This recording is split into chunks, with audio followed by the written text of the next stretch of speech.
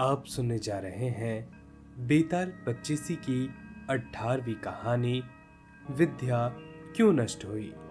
उज्जैन नगरी में महासेन नाम का राजा राज करता था।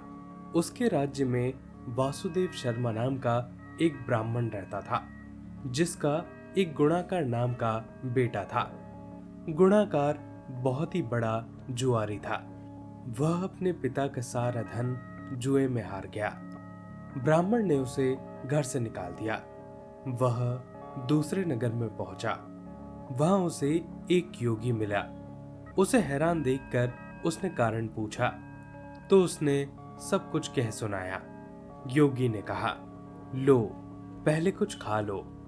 गुणाकार ने जवाब दिया, मैं ब्राह्मण का बेटा हूं, आपकी भिक्षा कैसे खा सकता हूं।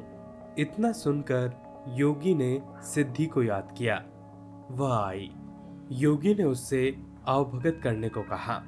सिद्धि ने एक सोने का महल बनवाया और गुणाकार को उसमें अच्छी तरह से रात को रुकवाया। सवेरे उठते ही गुणाकार ने देखा कि उसका महल आदि कुछ भी नहीं है। उसने योगी से कहा, महाराज, अब उस स्त्री के बिना मैं रह नहीं सकता। योगी ने कहा, वह तुम्हें एक विद्या प्राप्त करने से मिलेगी और वह विद्या जल के अंदर खड़े होकर मंत्र जपने से मिलेगी। लेकिन जब वह लड़की तुम्हें मेरी ही सिद्धि से मिल सकती है, तो तुम विद्या प्राप्त करके क्या करोगे। गुणाकार ने कहा, नहीं, मैं तो स्वयं विद्या प्राप्त करूंगा। योगी ने कहा, कहीं ऐसा न हो कि तुम विद्या प्राप्त न कर पाओ और मेरी सिद्धि भी नष्ट हो जाए। पर गुणाकार न माना। योगी ने उसे नदी के किनारे ले जाकर मंत्र बता दिए और कहा, जब तुम जप करते हुए माया से मोहित होगे, तब मैं तुम पर अपनी विद्या का प्रयोग करूंगा। उस समय तुम अग्नि में प्रवेश कर जाना। गुणाकार जप करने लगा। जब वह माया से एकदम मोहित हो गया तो देखता क्या है कि वह किसी ब्राह्मण के बेटे के रूप में पैदा हुआ है।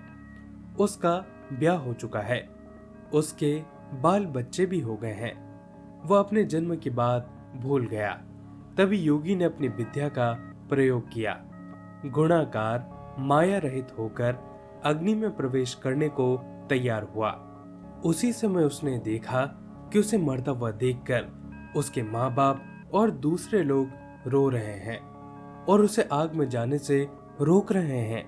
गुणाकार ने सोचा कि मेरे मरने पर ये सब भी मर जाएंगे, तो पता नहीं योगी की बात सच हो या फिर ना हो। इस तरह सोचता हुआ वह आग में घुसा तो आग ठंडी हो गई और माया शांत हो गई।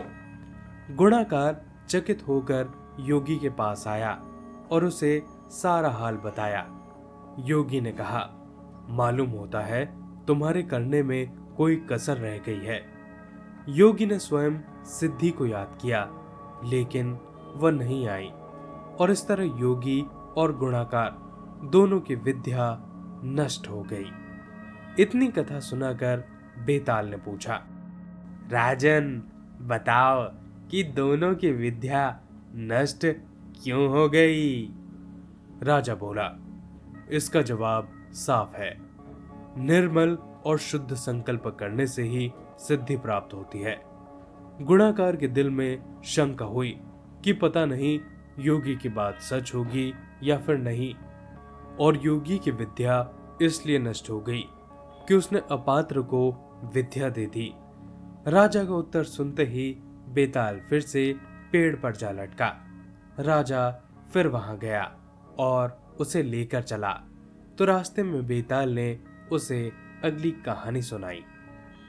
दोस्तों, ये थी पूरी कहानी।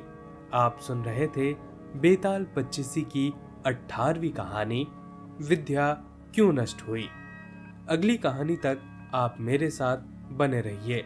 आप सभी का बहुत बहुत धन्यवाद।